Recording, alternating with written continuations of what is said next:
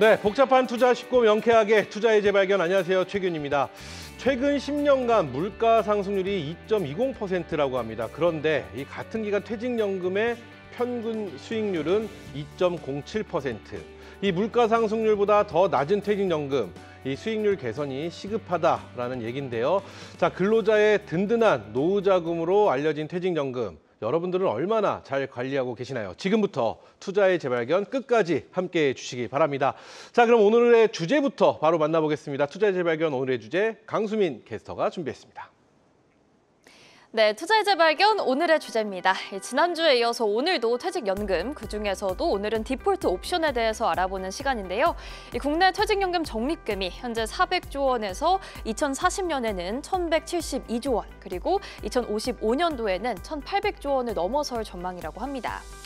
다만 직장인의 66%가 연금 계좌 관리에는 좀 소홀한 걸로 나타났는데요. 대부분이 원리금 보장형 상품에 방치하고 있다고 합니다. 올해 3분기 기준의 자료인데요. 원리금 보장형이 83%, 그리고 비보장형이 16%인데 이 둘 간의 수익률 차이는 좀 컸습니다. 비보장형이 10%인 반면에 원리금 보장형은 3%대에 불과했는데요. 또 최근 10년간 퇴직연금 연평균 수익률이 2%로 물가 상승률 2.2%보다도 낮기 때문에 이 수익률 개선을 위한 제도가 시급하다는 지적들이 이어지고 있습니다. 한편 미래에셋증권 설문조사에 따르면 국내 직장인과 은퇴자 가까운데 절반 가까이가 디폴트 옵션을 모르는 걸로 조사가 됐고요. 자신의 퇴직연금 적립금이 어떤 식으로 운용되는지 모른다라는 응답도 20%가 넘었습니다. 지난달 31일부터 퇴직연금 실물 이전이 가능해졌는데 디폴트 옵션의 경우는 실물 이전이 불가능하다는 점도 참고를 하셔야겠고요. 그렇다면 초저위험부터 고위험까지 4개에 맞는 디폴트 옵션, 지금부터 전문가 두 분과 함께 알아보도록 하겠습니다. 네, 오늘의 주제는 퇴직연금 운용, 그중에서도 디폴트 옵션에 대해서 이야기 나눠볼 텐데요. 자, 퇴직연금 어떻게 관리하는지 몰라서 혹은 알기는 알지만 이래저래 바빠서 들여다보지 못하셨다는 분들, 복잡한 투자 쉽고 명쾌하게 해결해 주실 두 분 오늘 또 자리해 주셨습니다. 자, 한국투자증권 연금마케팅부 장국환 이사 그리고 문은정 팀장 함께합니다. 안녕하세요. 반갑습니다. 안녕하세요. 반갑습니다. 두 분과 함께 오늘 퇴직연금에 대해서 또 멋진 말로 시즌3, 네. 쉬운 말로 3탄 이어가도록 하겠습니다. 자, 바야흐로 100세 시대입니다. 뭐라고 할까, 고령화 사회가 진행이 되고 있는데 내 퇴직 시기는 변함이 별로 없습니다. 그렇기 때문에 퇴직연금이 어느 때보다 중요하다는 생각을 해보는데 노후자산, 과연 좀 어떤 준비를 해야 되는지 몸풀기 질문 한번 들어가 보도록 하겠습니다. 우리 이사님께 한번 여쭤볼까요? 네. 네, 몸풀기 질문입니다. 대부분 저희가 이제 현장에서 고객분들을 만나 뵈면 네. 은퇴 준비 관련한 얘기가 나오면 이거 굉장히 막막해하시고 그렇죠. 막연한 목표라고 생각하시는 경우가 많거든요. 실제로 운영하는 데 있어서도 좀 답답한 구석이 많다라고 이제 호소를 많이 하시는데 실제로 이제 국민연금공단 자료에 따르면 최소 이 생활비, 은퇴 시에 필요로 한 월 최소 생활비가 198만 원 정도 부부 기준으로 했을 때 198. 네. 필요하다고 하고요. 그리고 적정 생활비는 부부 기준으로 했을 때 277만 원이라고 합니다. 이게 개인마다 이제 크고 작고 이게 좀 차이가 좀 있을 텐데요. 물론 이게 나이나 이제 지역에 따라 차이는 좀 있습니다. 근데 이 자금이 크지 않다라고 생각할 수도 있습니다만 은퇴 후에 그렇죠. 이제 30년 동안 이 생활비가 필요한 거거든요. 그래서 우리가 이제 은퇴하는 시점에 최소 생활비 기준으로 계산을 했을 때는 약 7억 정도. 7억. 와. 네, 그리고 이제 적정 생활비라고 아까 말씀드렸는데 그 기준으로 한다면 10억 정도가 필요한 거예요. 그러니까 대부분 분들이 이 7억과 10억 이런 얘기를 하면 여기서부터 이제 굉장히 겁에 질리는 경우가 많죠. 그래요. 그런데 네. 뭐 저는 이제 많이 고객분들 만나 뵐 때마다 이제 특별히 이제 크게 걱정하지 마시라. 그렇게 말씀드리는 이유는 직장인을 기준으로 했을 때 사실 취업과 동시에 우리는 은퇴 준비를 바로 시작을 하고 있거든요. 그래서 그 첫 번째가 이제 국민연금이고요. 두 번째가 퇴직연금입니다. 그래서 국민연금 같은 경우에는 월 급여의 대략 한 9% 정도. 네. 그리고 퇴직연금은 기업에서 네. 8.3% 정도를 납입을 해주는데 이게 합산하면 이제 17.3%인 거죠. 그렇죠. 그래서 17.3%면 결국 적지 않은 금액이기도 하고요. 그리고 여기서 좀 더 나아간다라고 하면 연금 저축으로 또는 IRP로 세액공제 받으시면서 하시게 되면 좀 더 여유 있는 노후를 준비할 수 있지 않을까라고 생각을 합니다. 그래서 제가 제안해 드리고 싶은 건 앞서 말씀드린 국민연금과 퇴직연금 거기에 연금저축 IRP까지 해서 월 급여의 25%까지 준비를 하시면 어떨까? 그래요. 좀 더 여유가 있다고 하시면 한 30%까지 준비하시는 게 30%까지? 좋겠죠. 예. 좋습니다. 그러면 이건 개인적인 질문인데요. 뭐 직장 생활 그러니까 몇 살 때 정도부터 하는 게 가장 좋은 방법이라고 생각하죠. 뭐 일찍 하면 일찍 하면 그렇죠. 할수록 좋다는 말은 있지만 그렇습니다. 20대 때 퇴직연금 준비하라고 그러면 무슨 소리야? 나 아직 멀었는데 이런 소리 나오거든요. 이사님 그러니까- 어떻게 생각하시나요? 네. 동생 이제 은퇴 시기는 이제 60세라고 가정을 했을 네네. 때 은퇴 후에 30년 정도 저희가 통상 계산을 하잖아요. 그렇죠, 그렇죠. 근데 마찬가지로 은퇴 시작 전 30년 그럼 결국 30. 맞습니다. 한 34회 정도 되겠죠. 네네. 예. 그 시점에 보통은 국민연금하고 퇴직연금도 하고 있으니까 음. 거기에 보조를 맞춰서 추가적인 연금저축이나 IRP도 했으면 좋겠다. 그래요. 예. 좋습니다. 자, 앞서 이 말씀 중에 이 수익률 비교표 다시 한번 좀 봤으면 예. 좋겠습니다. 하면 다시 한번 수익률 비교표 보여주시기 바랍니다. 자, 보시면 여기 보시면은 원금 봤을 때 이 수익률 차이가 3% 정도밖에 안 나는데 금액 차이가 굉장히 많이 난다는 걸 알 수 있습니다. 그렇죠?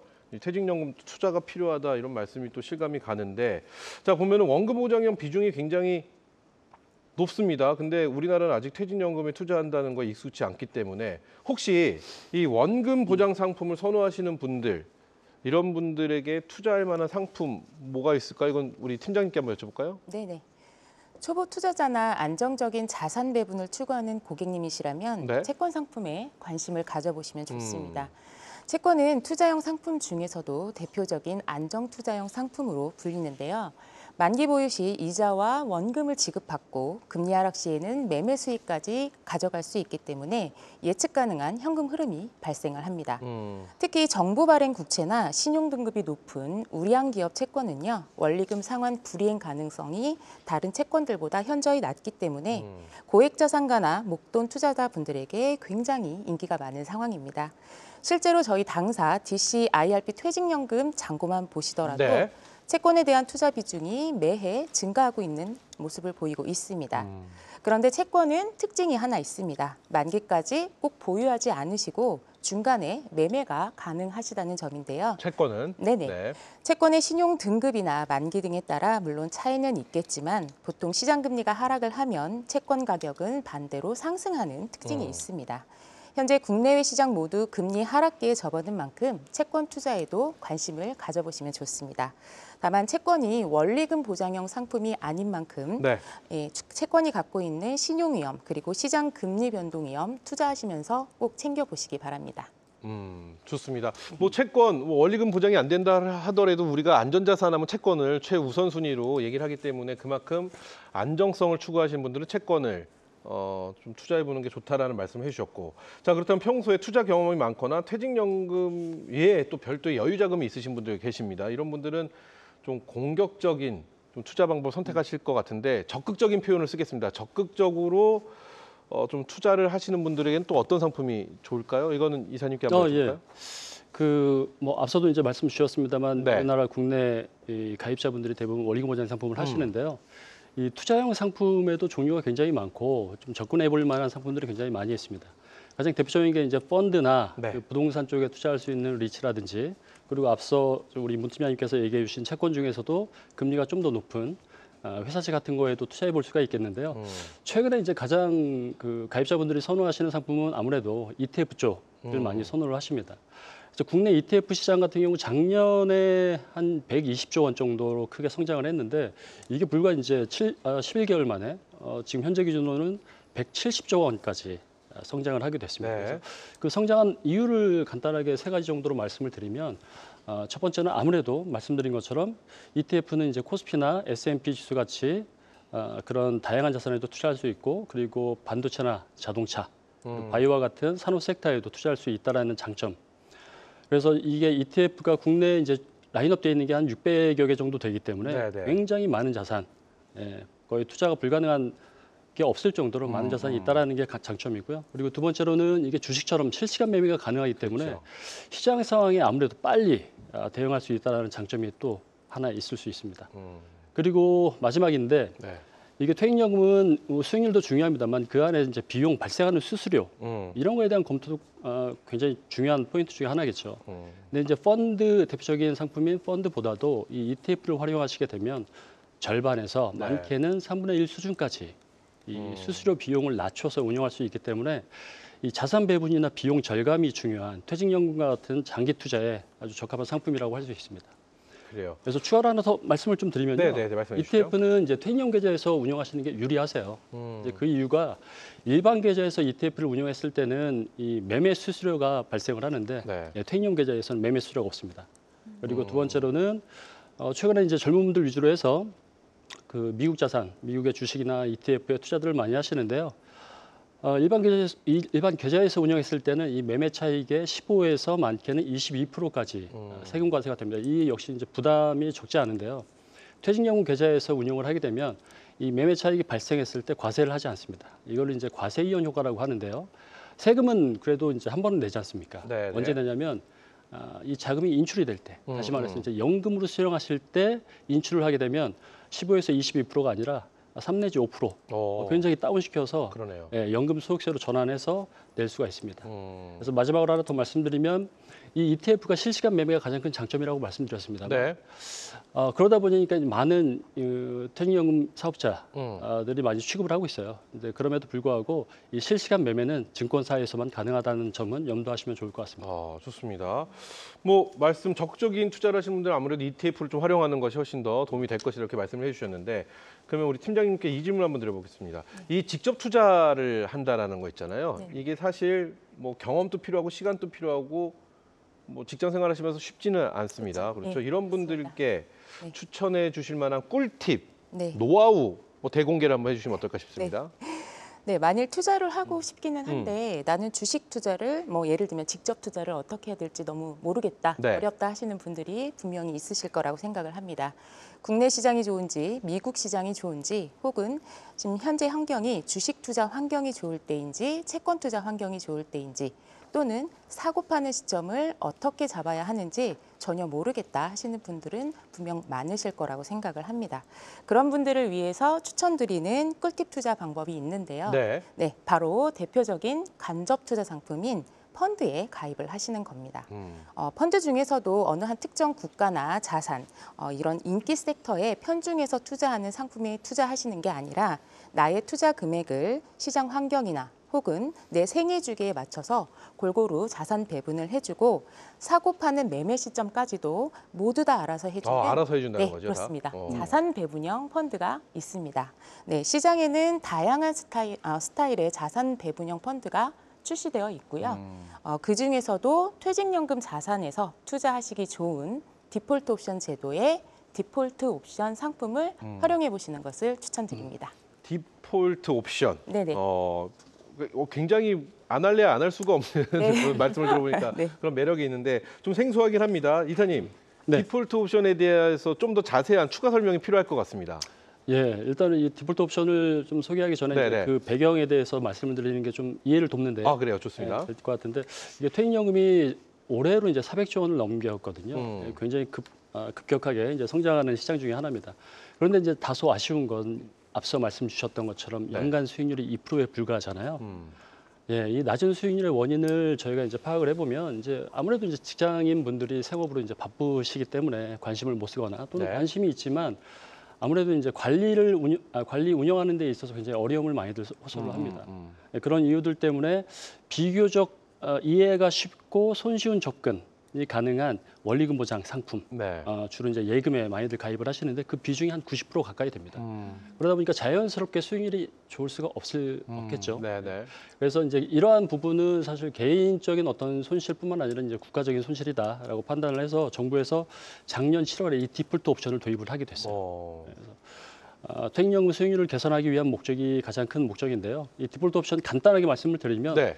DCIRP 가입자가 본인이 아까 말씀드린 것처럼 생업 때문에 이제 관심이 부족해지거나 이제 관리를 못할 경우에 현금으로 방치되는 상품들을 이 디폴트 옵션이 작동을 하면 자동으로 이렇게 상품을 가입시켜주고 운영까지 해주는 네네. 제도가 이 바로 디폴트 옵션 제도입니다. 그래서 뭐 예를 들어서 말씀드리면 우리 진행자님께서 퇴직연금 DC에 가입을 하셨는데 네. 회사에서 입금을 해주고 입금이 됐는데 바쁘신 이유로 이제 상품에 가입이 안 되면 현금으로 방치되는 거잖아요. 그렇죠. 예, 그래서 그러한 불상사가 없도록 일정 시점이 지나서 자동으로 이 디폴트 옵션이 발동을 해가지고 사전에 정해놨던 그 디폴트 옵션 포트폴리오 예, 그 상품으로 자동 가입이 사전에 되는 거죠. 제가 저는 어느 쪽에 관심이 있습니다라고 포트폴리오를 미리 맞습니다. 의견을 공유해서 만들어 놓는다는 얘기네요. 그렇습니다. 네. 예. 그래서 이 디폴트 옵션 제도가 그 우리나라에서 올해부터 이제 작년부터 시행이 됐는데 네네. 이게 이제 비단 우리나라에만 있는 건 아니고요. 예, 미국과 호주와 같은 이제 연금 선진국들은 이미 오래전부터 도입을 해서 시행을 하고 있는데 이 제도 덕분인지 이 퇴직연금 가입자들의 수익률이 크게 그래요. 개선이 됐다고 판단을 하고 있어요. 그래서 그 제가 하나 이제 소개해드릴 부분이 있는데 뭐냐면 미국 노동부의 이 퇴직연금 규정에 보면 이런 내용이 있습니다. 뭐냐면 퇴직연금 투자자는 장기 투자자이기에 원금 보장형 상품에 장기 투자하면 충분한 노후 자금을 모을 수 없다. 네, 이렇게 얘기가 나올 정도로 원금 보장형으로는 이 퇴직연금 자산을 운영하면 안 된다. 극단적으로 얘기하면 그렇게 얘기가 되겠죠. 그런데 우리나라 같은 경우는 대부분 가입자가 이제 예금 위주로 가입을 하고 있고 그렇죠. 반해서 연금 선진국들은 가입자분들이 이 다양한 이 취지를 그대로 이용을 해서 다양한 투자 자산에 상품을 가입하고 있다라고 보시면 될 것 같아요. 그래서 이 디폴트 옵션은 고용노동부 지침에 따라서 각 퇴직연금 사업자들이 원리금 보장 상품의 포트폴리오를 한 축으로 두고 추가로 이 다양한 자산에 투자할 수 있는 자산 배분형 투자 포트폴리오. 약간 좀 적극적으로. 그렇죠. 네. 그래서 두 가지 축으로 포트폴리오를 구성하게 했는데 이게 또 위험 성향별로 좀 다릅니다. 네. 그래서 초저위험부터 해서 고위험 구간까지 해서 4단계로 유형이 나눠지는데 이 각 사업자들이 제공하고 있는 이 포트폴리오 상품이 300개가 넘습니다. 엄청나네요. 네, 굉장히 다양하게. 왜 몰랐을까요? 왜 몰랐을까요? 네. 300개 이상의 다양한 디폴트 상품이 있다고. 이건 좀 번외 질문입니다. 지금 말씀하신 DC, 그러니까 한마디로 우리 직장인들 대상으로 말했는데 만약에 자영업자분들이나 네네. 프리랜서분들 이런 분들은 꾸준하게 급여가 나갈 수는 없는 상황인 거잖아요. 그런 분들도 그런 분들은 뭐 보험이라든지 뭐 적금이라든지 이런 식으로 할 텐데 그런 분들은 이 디폴트 옵션 상품을 활용할 수가 없게 되는 건가요? 지금까지는? 활용할 수가 있습니다. 그런 분들도? 예, 그렇죠. 그러니까 이제 디폴트 옵션이라는 건 퇴직연금 제도에 도입이 된 제도인데 네네. 퇴직연금에는 DBDC, IRP가 있잖아요. 네네. 그러니까 개인 자영업자분들이나 프리랜서분들은 뭐 이제 퇴직연금 제도와 동일한 이 노란우산 공제라는 게 있지만 그거 말고도 IRP를 활용해서 노후 준비를 할 수 있기 때문에 IRP에서는 디폴트 옵션을 활용하실 수가 있죠. 좋습니다. 매력적입니다. 디폴트 옵션 굉장한 매력을 지금 느끼고 있습니다. 자, 그렇다면 오늘의 주제 퇴직연금 운용에 대해 저희가 이야기하고 있는데요. 퇴직연금 수익률을 높이기 위해서 도입됐다는 디폴트 옵션 아직 잘 모르시는 분들 굉장히 많이 계실 겁니다. 하지만 걱정하지 마십시오. 저희가 1분 안에 다시 한번 정리해 드립니다. 오늘의 핵심 1분 컷 출발합니다.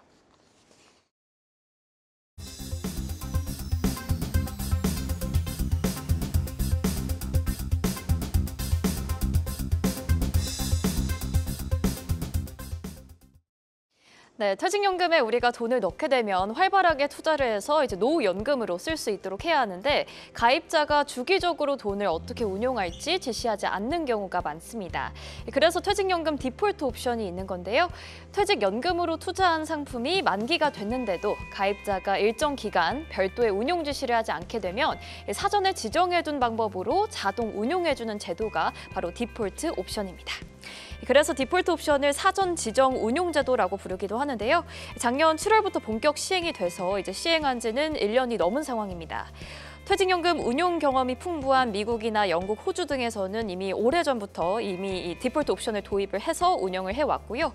퇴직연금 수익률을 제고하고 또 적립금이 방치되는 걸 예방하기 위한 제도라고 보시면 되겠습니다. 올해 2분기를 기준으로 퇴직연금 디폴트 옵션의 가입자 수는 565만 명이었고요. 총 적립금은 33조 원 가까이 됐습니다. 현재는 여기서 더 늘어났겠죠. 그렇다면 디폴트 옵션은 누가 지정을 해야 할까요?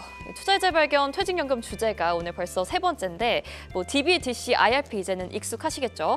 디폴트 옵션은 개인이 운용을 책임지는 DC형, 그리고 IRP 계좌를 가진 모든 사람에게 해당이 되고요. 다만 DB형은 회사가 운용을 책임지기 때문에 디폴트 옵션을 직접 선택하지는 않습니다. 그렇다면 디폴트 옵션이 어떻게 운영되는지도 살펴보겠습니다.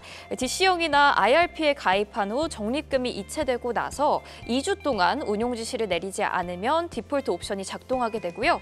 혹은 이 적립금에 들어가 있던 금융상품이 만기가 되고 4주가 지났는데도 운용 지시를 별도로 하지 않게 되면 퇴직연금 사업자로부터 2주 안에 운용 지시를 해야 한다는 안내를 받게 됩니다. 그래서 이때도 운용을 하지 않게 되면 총 6주를 방치하게 되는 거죠. 그럴 경우는 디폴트 옵션으로 운영이 됩니다. 디폴트 옵션에는 어떤 상품들이 있을까요? 일단 설정하러 들어가면 보통 4가지 중에 고를 수가 있는데 초저위험의 경우는 은행 예금이나 보험사 GRC 같은 원리금 보장형 상품으로 구성이 되고요. 저위험부터는 정기예금부터 TDF, BP펀드 등 상품군이 좀 다양해집니다. 그리고 중위험으로 갈수록 투자형 상품의 배분이 더 높아지고요. 따라서 성향에 맞게 선택하시면 될 것 같습니다.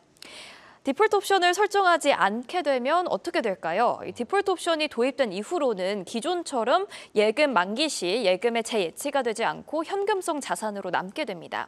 그래서 이 현금성 자산도 금리가 적용되어서 이자를 주긴 하지만 예금보다 금리가 많이 낮기 때문에 손해를 볼 수 있고요. 따라서 퇴직연금 디폴트 옵션에 대해서 잘 알아보시고 설정해 두시면 좋을 것 같습니다. 네, 좋습니다. 여기까지 저희가 1분 컷으로 명확하게 알아봤습니다. 앞서 이 디폴트 상품 단일 상품이 아니라 각 사업자마다 포트폴리오 형태로 제공이 된다 이런 말씀을 해주셨습니다. 네네. 그래서 근데 포트폴리오를 사업자가 그냥 만드는 걸 임의적으로 들어가는 게 아니라 저희와 충분히 상의를 하고 이 사람의 성향에 맞춰서 간다고 했는데 그렇다면 예를 들어서 오늘 한국투자증권에서 오셨으니까 한국투자증권의 디폴트 상품은 다른 금융사에는 없는 건가요? 아니면 다른 금융사에는 가입을 할 수가 없는 건가요? 네, 이게 좀 궁금하네요. 네네, 설명을 드리도록 하겠습니다. 디폴트 옵션 상품은 각 퇴직연금 사업자별 고유의 포트폴리오로 운용이 되고 있기 때문에 한국투자증권에서만 한국투자증권 디폴트 옵션 상품을 가입하실 수가 있습니다. 각 퇴직연금 사업자들은 디폴트 옵션을 처음 만드셨을 때 시중에 출시되어 있는 TDF나 BF와 같은 자산 배분형 펀드를 주로 활용해서 포트폴리오를 구성했는데요. 네, 지금 표로 보여드리면 네. 말씀드리면 좀 더 이해가 쉬우실 것 같습니다. 보시다시피 각 디폴트 옵션 상품별로 편입되어 있는 세부 상품들을 보시면 서로 다른 펀드 및 예금을 조합해서 위험 성향에 맞게 포트폴리오 형태로 제공을 해드리고 있습니다. 그러니까 저 포트폴리오 하나가 네. 하나의 그 디폴트 상품의 그 옵션이라는 거잖아요. 그렇죠. 저 안에 저렇게 구성이 되어 있다 이런 네네네, 말씀이신 맞습니다. 거죠? 네. 네네. 이는 다른 퇴직연금 사업자들도 대동소이하게 나타나고 있는 상황이고요. 그렇다 보니 편입 상품이 일부 겹치는 경우도 발생을 합니다. 그러나 만일 그렇다고 하더라도 자산 배분 전략 및 투자 비중 배분 등이 사업자마다 고유 방침으로 운용 방침이 서로 다르게 운용이 되고 있기 때문에 각 사들의 디폴트 옵션 수익률은 모두 다 다르게 나타내고 있는 실정입니다. 그래요, 좋습니다. 지금 수익률 말씀해 주셨습니다. 네네. 자, 그럼 저한테는 굉장히 중요한 부분이시죠, 수익률. 네네네, 중요하죠. 그렇다면 예, 예. 디폴트 옵션을 활용했을 때 이 평균 수익률은 어느 정도가 나는지 이게 그 무엇보다 중요합니다. 네. 제가 말씀을 네네네, 이어서 말씀해 주시죠, 드리겠습니다. 네. 위험도별로 디폴트 옵션의 1년 평균 수익률을 말씀을 드리면요. 원리금 보장형으로만 구성된 초저위험 상품은 3.67%, 저위험 상품 9.19%, 중위험 상품 14.56%, 고위험 상품 20.04%를 나타내고 있습니다. 24년 9월 말 기준 시중에 나와 있는 디폴트 옵션 상품은 초저위험부터 고위험까지 모두 한 310개 정도가 되고요. 해당 표는 올해 분기별 전체 디폴트 옵션 상품 중에서 수익률 상위 탑5 퇴직연금 사업자의 리스트입니다. 시장 환경이나 변동성이 계속해서 다르게 나타나는 시기에도 20에서 27%라는 우수한 수익률을 시현하고 있는 모습을 보실 수가 있습니다. 한국투자증권이 네. 1위네요. 네. 1분기, 2분기. 네네. 그래요. 좋습니다. 네. 3분기는 아깝게 놓치셨어요. 네, 4분기 기대해도 되나요? 네, 그럼요. 네. 아니, 이 수익률 얘기가 나와서 좀 굉장히 궁금해서 그런데 네네. 어찌되었던 수익률이 굉장히 생각보다 훨씬 더 높습니다. 제가 이것도 한번 여쭤보고 싶은 게 이 경제 상황에 따라 수익률은 달라질 수 있잖아요. 네. 그렇죠? 근데 그것도 디폴트 상품에 가입을 하면 충분히 상담을 통해서 이거를 또 경제 상황이 안 좋을 때도 커버할 수 있는 그런 상품으로 또 대처를 하고 계속해서 바꿔가면서 운영을 하는 건지, 한번 난 이 상품으로 갈 거야 하고 약속을 하면 바꿀 수 없이 끝까지 이 상품이 유지가 되는지 이런 게 궁금합니다. 이 부분은 어떻게 이사님께 한번 여쭤볼까요? 예를 들어서 제가 네. 상품 가입할 때 지금 반도체 쪽 ETF가 좋으니까 나 반도체를 할 거야. 근데 반도체 시장이 만약에 안 좋아질 수도 있잖아요. 그럼 제가 변경이 가능한 건지 아니면 그 상품을 그대로 유지를 해야 되는 건지 좀 네. 궁금하게 합니다. 뭐 말씀 주신 것처럼 이제 퇴직연금 상품 가입했다고 해서 이제 처음 설정한 그대로만 계속 가야 된다는 법은 없고요. 네. 네, 일반 상품도 교체가 가능한데 디폴트 옵션 상품 같은 경우에도 처음에 설정해 놓은 그 본인의 포트폴리오가 본인에게 맞지 않다라고 판단이 된다면 네네. 수시로 언제든지 변경이 가능합니다. 그래요. 네. 좋습니다. 이게 좀 궁금했습니다. 어쨌든 또 하나 알 수 있는 건 고위험 상품과 초저위험 상품의 수익률 차이가 꽤 큽니다. 뭐 말씀드린 대로 저희는 수익률에 대한 관심이 굉장히 많다 보니까 금융감독원 사이트에 들어가면 디폴트 상품의 1년 수익률을 확인할 수가 있다고 하는데 금융감독위원회 사이트까지 안 가셔도 됩니다. 우리 또 강수민 캐스터가 대신해서 정리를 해주셨습니다. 들어볼까요? 네, 일단 우선 사업자별로 디폴트 옵션 위험도 비중을 먼저 확인을 해보도록 하겠습니다. 증권사의 경우는 54%가 원리금 보장형 상품들, 또 초저위험 상품에 가입이 되어 있고요. 저위험과 중위험이 각각 18%씩 차지를 하고 있습니다. 또 은행사의 경우는 거의 90%가 초저위험이고요. 보험사도 마찬가지로 86%가 초저위험, 즉 원리금 보장형에 속합니다. 디폴트 옵션 상품들의 최근 1년 수익률까지 자세히 좀 들여다보도록 할 텐데요. 일단 가장 수익률이 높았던 상품은 동양생명 디폴트 옵션 고위험이었고요. 27% 기록했습니다. 이어서 2위가 바로 한국투자증권 고위험 상품이었고요. 3, 4위는 IM증권과 또 하나투자증권의 중위험 상품들이 25%씩 수익률을 기록했습니다. 이어서 6위부터 10위까지는 모두 고위험 상품에 해당이 됐고요. 22%부터 25%의 수익률들 기록한 모습 확인할 수가 있습니다. 다음 장 확인해 보시면 11위부터 15위까지도 고위험 상품들로 구성이 되어 있습니다. 그래서 미래에셋부터 KB국민은행까지 모두 21%의 수익률 기록하고 있고요. 끝으로 16위부터 20위까지도 확인을 해보시면 고위험 상품들인데요. 역시나 수익률이 좋으려면 고위험일 수밖에 없는 것 같습니다. 삼성생명부터 나머지 4개 증권사보다 21%의 수익률을 기록한 모습 확인하실 수 있습니다. 네, 이렇게 해서 저희가 쭉 한번 살펴봤습니다. 수익률 살펴봤는데 이걸 보면 이게 지금 디폴트 상품이 나온 지가 얼마 안 됐잖아요. 그렇기 때문에 디폴트 상품이 좋다는 걸 알고 가입을 하셨는데 수익률을 막상 딱 보면 나 실수한 것 같은데 뭐 이러신 분들 이쪽이 아니라 저쪽으로 갔어야 되는데 이런 고민들 좀 하실 것 같은데, 그래서 퇴직연금 실물 이전 제도가 지금 시행이 되고 있잖아요. 디폴트 상품도 이 실물 이전이 가능한지 불가능한지 이게 너무 궁금합니다. 이사님 한번 여쭤보겠습니다. 뭐 말씀 주신 것처럼 실물 이전이 올해 이번 달부터 이제 시행이 돼서 네네. 많은 분들이 이제 사업자 가입하고 있는 금융사로부터 적절한 이제 지원을 못 받거나 도움을 못 받는다고 판단되면 이제 실물 이전을 통해서 빠르고 쉽게 이전이 가능한데요. 안타깝게도 네. 디폴트 옵션은 앞서 말씀드린 것처럼 각 사마다 이제 운용 전략에 따라서 포트폴리오가 다 다르다 보니까 동일한 상품이 없습니다. 그렇기 때문에 실물 이전이 불가능하다고 보시면 되고요. 다만 이전이 원할 경우에는 그 해당 디폴트 옵션 상품을 매도한 후에 현금화 시킨 다음에 이전이 가능합니다. 그런데 이제 디폴트 옵션 상품을 지정을 했다고 해서 다 상품이 매수된 건 아니거든요. 네. 그래서 고객분들이 가끔 오해하시는 게 나 디폴트 옵션 상품 지정했었는데 그렇게 판단하시고 이제 그럼 못 옮기는 거지라고 생각할 수도 있는데 실제로 이제 매수까지 갔는지를 확인해 보셔야 될 것 같아요. 그래요? 네, 그래서 뭐 기회가 되신다면 바로바로 이제 모바일로도 확인이 가능하시니까 본인께서 가입하고 있는 상품 중에 디폴트 옵션이 있는지 여부를 파악해 먼저 보시고 네. 실물 이전을 검토해 보시는 게 좋을 검토해 보시는 것 게. 같습니다. 예. 그래요. 저 뭐 수익률을 안 봤으면은 그래 디폴트 옵션 했으니까로 만족할 것 같은데 막상 또 수익률을 보면 저희 차이가 크거든요. 그런 질문을 한번 드려봤습니다. 자, 그렇다면 디폴트 상품, 옵션 상품을 선택할 때 분명히 좀 고려해야 될 점이 있을 것 같습니다. 수익률만 좋다고 또 무조건 가는 것도 또 이게 또 아니거든요. 안정성은 저희가 따지지 않겠지만 어떤 점을 좀 고려하면 좋을까요? 이건 팀장님께 여쭤볼게요. 네. 디폴트 옵션을 지정하시는 가장 큰 이유는 네. 소극적으로 운용되는 퇴직연금 자산을 좀 더 적극적으로 운용을 하면서 연금 수익률에 변화를 주고 이를 통해서 가입자의 안정적인 노후 소득을 보장하기 위함입니다.